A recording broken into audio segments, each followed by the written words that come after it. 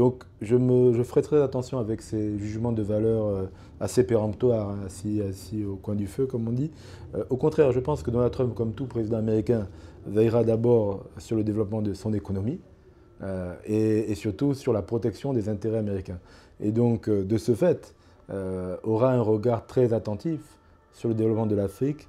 L'Afrique est le continent depuis 40 ans qui a connu la plus grosse croissance démographique de l'histoire de l'humanité. Je dirais donc un président américain, qu'il soit républicain, qu'il soit démocrate, comme un président français, qu'il soit de gauche ou de droite, ne peut fermer les yeux sur ce continent aux énormes potentialités. Donc moi, j'accueille ce nouveau président avec un certain optimisme, au contraire. J'ai cru comprendre qu'il se voulait moins interventionniste, moins juge que certains autres candidats qu'on a entendus par le passé, plus business oriented.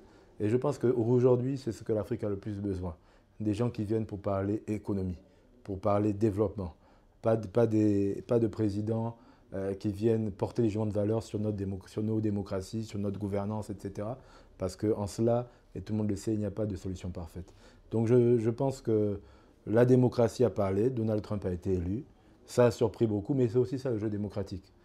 On le voit, la démocratie telle qu'on l'a connue, le politique tel qu'on l'a connu ces 20-30 dernières années, a tendance à s'essouffler. Les gens ne croient plus aux promesses, aux démagos. Les gens veulent maintenant des personnalités publiques qui s'enracinent dans le concret, qui s'enracinent, je dirais, dans la proximité. Et c'est le retour un peu au grand mouvement populiste qu'on a connu au début des années 50 en Europe et aux États-Unis. Donc il faut faire très attention également à certaines dérives que cela peut entraîner, mais je pense que c'est le jeu démocratique et il faut le laisser librement s'exprimer.